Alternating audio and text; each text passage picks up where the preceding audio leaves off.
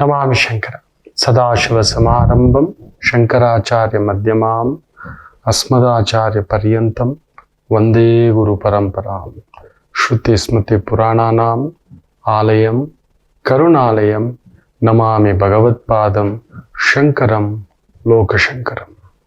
ನಾಡಿನ ಸಮಸ್ತ ವೀಕ್ಷಕ ಬಂಧುಗಳ ಪಾದಾರವಿಂದಗಳಿಗೆ ನನ್ನ ಶಿರಸಾಷ್ಟಾಂಗ ನಮಸ್ಕಾರಗಳು. ಯಾವ ಲಕ್ಷಣಗಳು ಇದ್ದರೆ ವಿಜಯ ಪ್ರಾಪ್ತಿ ಅನ್ನತಕ್ಕಂಥದ್ದನ್ನ ಋಷಿ ಪರಂಪರೆ, ದೇವ ಪರಂಪರೆ, ಗುರು ಪರಂಪರೆ ನಮಗೆ ತಿಳಿಸ್ಕೊಟ್ಟಿರ್ತಕ್ಕಂಥದ್ದು. ತುಂಬ ಜನ ವಿಜಯಕ್ಕೆ ಅದು ಮಾಡಬೇಕು, ಬೆಳಗ್ಗೆ 4 ಗಂಟೆಗೆ ಎದ್ದೊಳ್ಬೇಕು,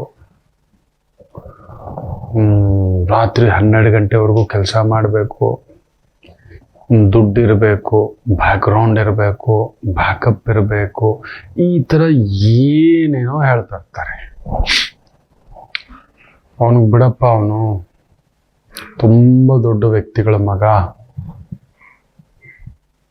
ಬ್ಯಾಕಪ್ ಇದೆ, ಹೆಸರಿದೆ, ದುಡ್ಡಿದೆ. ಖಂಡಿತ ಇಲ್ಲ ಮಕ್ಕಳೇ. ಗವಾಸ್ಕರ್ ಮಗ ಏನಾದ್ರು ಗವಾಸ್ಕರ್ ಅವರ ರೀಚ್ ಆಗಿರೋ ಅಂತ 1% ರೀಚ್ ಆಗಿದಾನ ಯೋಚನೆ ಮಾಡಿ. ತೆಂಡೂಲ್ಕರ್ ಮಗ ಬೇಡ, ಶಾರುಖ್ ಖಾನ್ ಮಗ ಖಂಡಿತ ಇಲ್ಲ. ಯಾಕೆಂದ್ರೆ ಗೆಲುವಿಗೆ, ವಿಜಯಕ್ಕೆ ಕೆಲವು ಲಕ್ಷಣಗಳು ಅವರ ಹತ್ರ ಇತ್ತು, ಇವರ ಹತ್ರ ಇಲ್ಲ. ಅವರ ಹತ್ರ ಇತ್ತು. ಬರೀ ಜಾತಕ ಅಷ್ಟೇ ಅಲ್ಲ, ಅವರ ಸೃಷ್ಟಿಯಲ್ಲಿಯೇ ಭಗವಂತ ಕೆಲವೊಂದು ಶಕ್ತಿಗಳನ್ನ ಕೊಟ್ಟಿರ್ತಾನೆ, ಅದನ್ನ ಸದುಪಯೋಗ ಮಾಡ್ಕೊಂಡಿರ್ತಾರೆ. ಅದಕ್ಕೆ ಯಾವಾಗ್ಲೂ ಹೇಳ್ತಿರ್ತಾರೆ, ನಿಮ್ಮ ಶಕ್ತಿಗಳನ್ನ ಸದುಪಯೋಗ ಮಾಡ್ಕೊಳ್ಳಿ. ಕೆಲವರಿಗೆ ಅಡಿಗೆ ಮಾಡೋದ್ರಲ್ಲಿ ಭಗವಂತ ತುಂಬಾ ಅದ್ಭುತವಾದ ಕಲೆ ಕೊಟ್ಟಿರ್ತಾನೆ, ಬಟ್ ಮ್ಯಾನೇಜ್ ಮಾಡೋದು ಗೊತ್ತಿರೋಲ್ಲ, ಮ್ಯಾನೇಜ್ಮೆಂಟ್ ರನ್ ಮಾಡೋದು ಗೊತ್ತಿರೋಲ್ಲ, ಲೀಡರ್ಶಿಪ್ ಕ್ವಾಲಿಟಿ ಇರೋಲ್ಲ, ಒಂದು ಓನರ್ ಆಗೋ ಕ್ವಾಲಿಟಿ ಕೊಟ್ಟಿರೋಲ್ಲ. ಇಲ್ಲ, ನಾನು ಹೋಟ್ಲಲ್ಲೆಲ್ಲ ನಾನು ಅಡಿಗೆ ಮಾಡಿದ್ದು ತುಂಬಾ ಜನ ಸೇರ್ತಿದ್ದಾರೆ, ರುಚಿ ತುಂಬಾ ಚೆನ್ನಾಗಿದೆ ಅಂತಿದ್ದಾರೆ, ನಾನು ಮಾಡಿಬಿಡ್ತೇನೆ ಅಂದ್ರೆ ನಿಮಗೆ ಯಜಮಾನನ ಲಕ್ಷಣಗಳು ಇದ್ದಾವ? ನಿಭಾಯಿಸುವ ಲೆಕ್ಕಪತ್ರಗಳ ಒಂದು ತಾಕತ್ತಿದೆಯಾ? ನಿಭಾಯಿಸ್ತೀರಾ? ಮ್ಯಾನೇಜ್ ಮಾಡ್ತೀರಾ? ಅಡ್ಮಿನಿಸ್ಟ್ರೇಷನ್ ಸ್ಕಿಲ್ಸ್ ಇದೆಯಾ? ಸೇಲ್ಸ್ ಸ್ಕಿಲ್ ಇದೆಯಾ? ಇನ್ವೆಸ್ಟ್ಮೆಂಟ್ ಸ್ಟ್ರೆಂತ್ ಇದೆಯಾ? ಅಕಸ್ಮಾತ್ ವ್ಯಾಪಾರ ನಡೀಲಿಲ್ಲ ಅಂದ್ರೆ ತಟ್ಕೊಳ್ಳೋ ಶಕ್ತಿ ಇದೆಯಾ? ಅಡಿಗೆ ಮಾಡೋಕ್ ಬರುತ್ತೆ. ತುಂಬಾ ಜನ ಅದಕ್ಕೆ ಫೇಲ್ಯೂರ್ ಆಗಿರ್ತಾರೆ. ಆ ಲಕ್ಷಣಗಳು ಇದ್ರೆ ಮಾತ್ರವೇ ನೀವು ಗೆಲ್ಲುವುದು. ಯಥೋ ಧರ್ಮ, ನೆನಪಿಟ್ಟುಕೊಳ್ಳಿ, ವಿಜಯಕ್ಕೆ ಮುಖ್ಯ ಲಕ್ಷಣಗಳು ಏನು ಗೊತ್ತಾ? ಧರ್ಮ. ಯಥೋ ಧರ್ಮ, ನೀವೊಂದು ಧರ್ಮ ಇಟ್ಕೊಂಡು ಹೋದರೆ ಖಂಡಿತ ಕಾಪಾಡುತ್ತದೆ. ವಿಜಯಕ್ಕೆ ಲಕ್ಷಣಗಳು ಯಥೋ ಧರ್ಮ. ಎಲ್ಲಿ ಧರ್ಮವಿರುತ್ತದೋ ಅಲ್ಲಿ ವಿಜಯ ನಿಲ್ಲುತ್ತದೆ. ತುಂಬಾ ಜನಕ್ಕೆ ಧರ್ಮ ಪಾಲನೆಯೇ ಗೊತ್ತಿಲ್ಲ. ಮನೇಲೇ ನಾವು ಮಾಡೋಲ್ಲ, ಹೆಂಡತಿಗೆ ಒಳ್ಳೆ ಗಂಡನ ಆಗಿಲ್ಲ, ಅಪ್ಪನಿಗೆ ಒಳ್ಳೆ ಮಗನ ಆಗ್ಲಿಲ್ಲ, ಅಣ್ಣ ತಮ್ಮಂದಿರಿಗೆ ಒಳ್ಳೆ ಒಂದು ಸೋದರ ಆಗ್ಲಿಲ್ಲ, ಸ್ನೇಹಿತರಿಗೆ ಒಳ್ಳೆ ಒಬ್ಬ ಆತ್ಮೀಯ ಆಗಲಿಲ್ಲ. ಎಲ್ಲಿ ಧರ್ಮ? ಯಾರು ನಿಲ್ತಾರೆ ನಿಮ್ ಜೊತೆನಲ್ಲಿ? ಅದಕ್ಕೆ ಸೋಲು. ನೀವೇನ್ ಎಕ್ಸ್ಪರ್ಟ್ ಆಗಿದ್ರೆ ಅದನ್ನೇ ಮಾಡ್ಬೇಕು. ಅದು ಬಿಟ್ಟು ಇನ್ನೊಂದೇನೋ ಮಾಡ್ತೀನಿ ಅಂದ್ರೆ, ವಿದುರ ಅದನ್ನೇ ಹೇಳೋದು, ನಾನು ರಾಜ್ಯಭಾರಕ್ಕೆ ಸಹಾಯ ಮಾಡ್ತೇನೆ, ನಾನು ಪ್ರಧಾನಮಂತ್ರಿ ಆಗಿರ್ತೇನೆ, ನಾನು ಚಕ್ರವರ್ತಿ ಆಗಲ್ಲ ಅಂತಾರೆ. ಕಾಲತ್ರ ಬಂದಿದ್ದನ್ನ ಒದ್ಕೋತಾರೆ. ನನ್ನ ಶಕ್ತಿ ಸಾಮರ್ಥ್ಯ ಏನು ಅಂತ ನಾವು ನಮ್ಮ ಶಕ್ತಿಗೆ ಮೀರಿ ತಗೊಳ್ಳೋದು, ನಮ್ಮ ಯೋಗ್ಯತೆಗೆ ಮೀರಿ ತಗೊಳ್ಳೋದು. ನಾವು ವಿಚಾರಿಸೋದೇ ಇಲ್ಲ ನಮ್ಮ ಯೋಗ್ಯತೆ ಏನಿದೆ ಅನ್ನತಕ್ಕಂಥದ್ದನ್ನ. ನಮ್ಮ ಯೋಗ್ಯತೆ ಏನಿದೆ ನಾವು ವಿಚಾರಿಸ್ಕೊಳ್ಳಲ್ಲ, ತಿಳ್ಕೊಳ್ಳಲ್ಲ. ಯಾರೋ ಹೇಳಿದ್ರು ಮಾಡ್ಬಿಡೋದು. ಯಥೋ ಸತ್ಯ, ಎಲ್ಲಿ ಸತ್ಯ ಇರುತ್ತೋ ಅಲ್ಲಿ ಧರ್ಮ. ನಮಗ್ ಸತ್ಯ ಹೇಳೋಕೆ ಬರಲ್ಲ. ನಮ್ಮ ಹೆಂಡತಿ ಹತ್ರ ಬೇಡ, ನಮ್ಮ ಮನೇಲಿ ನಮ್ಮ ಮಕ್ಕಳ ಹತ್ರ ಯಾರಾದ್ರೂ ಬಂದ್ರೆ ಇಲ್ಲ ಅಂತ ಹೇಳ್ಬಿಡು. ಇದನ್ನ ಹೇಳ್ತವೆ. ಮಕ್ಕಳ ಮುಂದ್ಗಡೆಯೇ ಅಸತ್ಯ ಮಾತಾಡ್ತೇವೆ. ಮಕ್ಕಳ ಮುಂದ್ಗಡೆ ಆಡ್ಬಿಟ್ಟು ಜೂಜಾಡ್ಬಿಟ್ಟು ಮನೆಗೆ ಬರೋದು, ಇಲ್ಲ ಪಿಕ್ ಪ್ಯಾಕೆಟ್ ಆಗೋಯ್ತು ಅಂತ ಹೇಳ್ಬಿಡೋದು, ಯಾರೋ ಮೋಸ ಮಾಡ್ಬಿಟ್ಟ ದುಡ್ಡಲ್ಲಿ ಅನ್ನೋದು, ಯಜಮಾನ ಸಂಬಳನೇ ಕೊಡ್ಲಿಲ್ಲ ಅನ್ನೋದು, ಮಿತಿ ಮೀರಿದ್ದು, ಅಮ್ಮನಿಗೆ ಸುಳ್ಳು ಹೇಳೋದು, ಹೋಗ್ಬಿಟ್ಟು ಬೈಕ್ ತಗೊಂಡಿರೋದು, ಇನ್ನೊಂದು ತಗೊಂಡಿರೋದು. ನಿತ್ಯ ಬೆಳಿಗ್ಗೆ ಎದ್ದಿದ ತಕ್ಷಣ ಆಫೀಸಿಗೆ ಲೇಟು, ಕೇಳ್ದ ಅಂದ್ರೆ ಒಂದು ಕತೆ. ಸಂಜೆ ನೀವು ಕರೆಕ್ಟಾಗಿ ಹೇಳಿ, ಯಜಮಾನ ಕರೆಕ್ಟ್ ಡೇಟ್ಗೆ ಸಂಬಳ ಕೊಡ್ತಾನೆ, ನೀವು ಕರೆಕ್ಟ್ ಟೈಮಿಗೆ ಬಂದಿದ್ದೀರಾ, ಲಾಗಿನ್ನು ಲಾಗೌಟ್ ಪಂಚ್ ಹೊಡೆದಾಗ ಹೋಗ್ತೀರಾ. ನಿಜವಾಗಲೂ ನಾನು ನಿನ್ನೆಗಿಂತಲೂ ಇವತ್ತು ಚೆನ್ನಾಗಿ ಕೆಲಸ ಮಾಡಿದ್ದಾನೆ, ಮತ್ತೊಂದು ಇನ್ನೊಂದು ಮಗದೊಂದು ಬೇರೆ ಇನ್ನೇನಾದ್ರೂ ಸಮಥಿಂಗ್, ಖಂಡಿತ ಇಲ್ಲ, ಮಾಡಿಲ್ಲ, ಮಾಡುತ್ತಲಿಲ್ಲ. ಮಾಡ್ತಿದ್ದೀರಿ, ಎಡವಟ್ಟು ಮಾಡ್ತಿದ್ದೀರಿ. ನೀವು ಗಮನಿಸಿ ನೋಡಿ, ನೀವು ಮಾಡುತ್ತಿರುವ ದೊಡ್ಡ ತಪ್ಪು. ಕೆಲಸದಲ್ಲೇ ಬೆಳಿಗ್ಗೆ ಎದ್ದು ತಿಂಡಿ ಏನ್ ಮಾಡಬೇಕು, ಇಲ್ಲಿ ಸತ್ಯವಂತಿಕೆ, ರಾತ್ರಿ ತಂಗ್ಳೆ ಫ್ರಿಜ್ಜಲ್ಲಿರೋದು ಏನೋ ಒಂದು ಹಾಕಿ ಕೊಟ್ಟು ಬಿಡೋದು.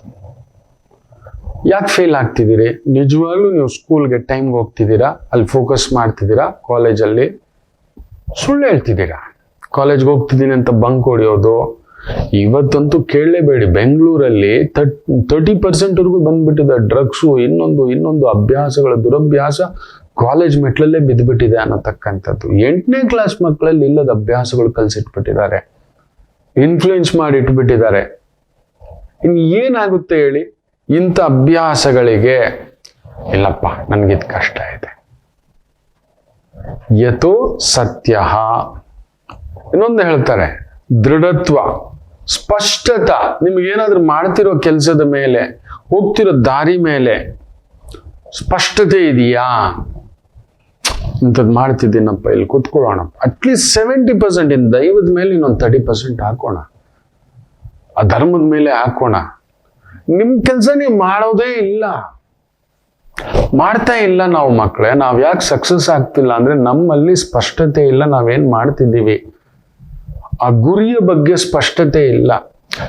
4 ಕೆಲಸ, 4 ಗಮ್ಯ, 4 ದಾರಿ ಎಲ್ಲಾಗುತ್ತೆ. 4 दिन की चांद पूरा महीना अंधेरा रात. 4 ದಿನ ನಿಮ್ ಜೀವನ. ನೀವು ನಿಂತ್ಕೊಂಡಿಲ್ಲ, ನೀವು ತಾಳಿಲ್ಲ, ಮಳೆಗೆ, ಗಾಳಿಗೆ, ಚಳಿಗೆ, ಬಿಸಿಲಿಗೆ ನೀವು ತಟ್ಕೊಳ್ಳೇ ಇಲ್ಲ.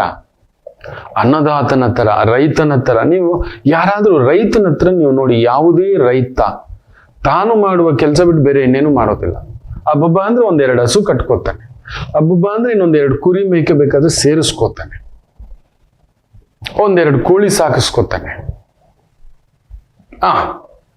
ಈ ರೀತಿ ಮಾಡಿರ್ತಾರೆ.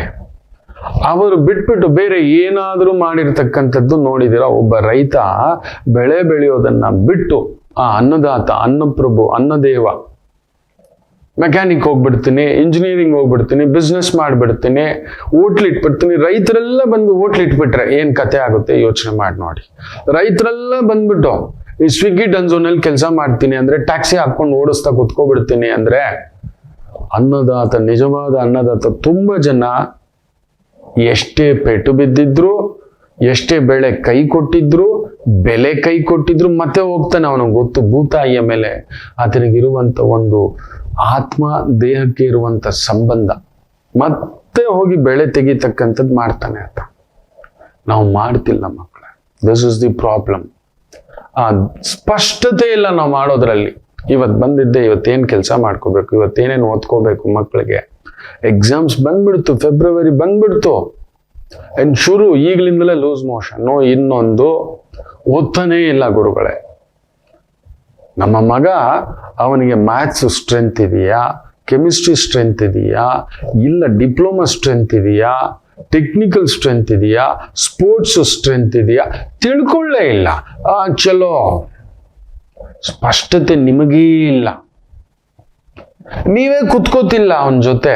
ಅವನ್ ಬುಕ್ ಇಟ್ಕೊಂಡು ಓದೋ ನೀವು ಕುತ್ಕೋಬೇಕು. ಮಕ್ಕಳಾಗಿ ಅವ್ರ ಮನಸ್ಸು ಬುಧನ್ ತತ್ವ ಎಲ್ಲೋ ಓಡ್ತಿರುತ್ತೆ, ಯುವರಾಜ ತತ್ವ. ಪಳಗಿಸ್ಬೇಕು, ನೀವೇ ಪಳಗಿಸ್ಕೋತಿಲ್ಲ. ಇನ್ನೇನಾಗುತ್ತೆ? ಇನ್ ಕಡೆದಾಗಿ ಹೇಳ್ತಾರೆ, ಅತಿ ಮುಖ್ಯವಾಗಿ ಧೈರ್ಯವಿಲ್ಲ. ನೋಡಿ, ಪಾಂಡವರಿಗೊಂದು ಸ್ಪಷ್ಟತೆ ಇತ್ತು, ಅವರೊಂದು ಧರ್ಮವನ್ನ ಫಾಲೋ ಮಾಡಿದ್ರು.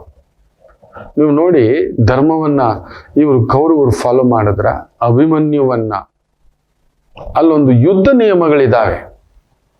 ಒಬ್ಬನೇ ಮಗ ಯುದ್ಧಕ್ಕೆ ಬಂದಿದ್ದಾನೆ, ಬೇಕು ಅಂತ ಸೈಂಧವ ಅಡ್ಡ ಹಾಕೋತಾನೆ. ಧರ್ಮರಾಯ ಒಳಗಡೆ ಹೋಗಕ್ಕಾಗಲ್ಲ, ಭೀಮ ಒಳಗಡೆ ಹೋಗಕ್ಕಾಗಲ್ಲ, ನಕುಲ ಸಹದೇವರು, ಅರ್ಜುನ ಬೇರೆ ಕಡೆ ಎಲ್ಲೋ ಹೋಗಿದ್ದಾನೆ, ಆತನ ಗೊತ್ತಿಲ್ಲ. ಇಲ್ಲೊಂದು ಚಕ್ರವ್ಯೂಹವನ್ನ ಸೃಷ್ಟಿ ಮಾಡಿ ಇಟ್ಬಿಟ್ಟಿದ್ದಾರೆ ದ್ರೋಣಾಚಾರ್ಯರು. ಆತ ಏನ್ ಅನ್ಕೋತಾನೆ, ಅಭಿಮನ್ಯು ನಾನು ಒಳಗಡೆ ಹೋಗ್ತಿದ್ದೀನಿ, ನಾನು ಹಿಂದ್ಗಡೆ ಬಂದ್ಬಿಡ್ತಾರೆ ಬೇಯಿಸಿದ ತಕ್ಷಣ ಅಂತ. ಸೈಂಧವ ಅವನೊಂದು ಶಿವ ತಪಸ್ಸಿನಿಂದ ಒಂದು ದಿನದ ಮಟ್ಟಿಗೆ ಅರ್ಜುನ ಬಿಟ್ಟು ಇನ್ನು ಮಿಕ್ಕ ಜನರನ್ನ ನಾನು ತಡೆ ಹಾಕೋತಾನೆ.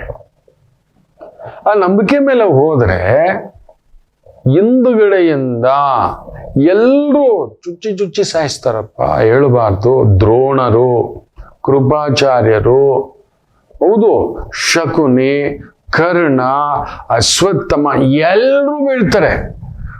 ಯುದ್ಧದಲ್ಲಿ ನಿಯಮ ಇದೆ, ನೀವು ಗಮನಿಸಿ ನೋಡಿ. ಅರ್ಜುನ ಯುದ್ಧ ಮಾಡುವಾಗ, ಭೀಮ ಯುದ್ಧ ಮಾಡುವಾಗ, ನಕುಲ ಯುದ್ಧ ಮಾಡುವಾಗ, ಸಹದೇವ ಯುದ್ಧ ಮಾಡುವಾಗ, ಧರ್ಮರಾಯರು ಯುದ್ಧ ಮಾಡುವಾಗಲೂ ಒಬ್ಬರಿಗೊಬ್ಬರಿಗೆ ಯುದ್ಧ ಮಾಡಿರ್ತಾರೆ.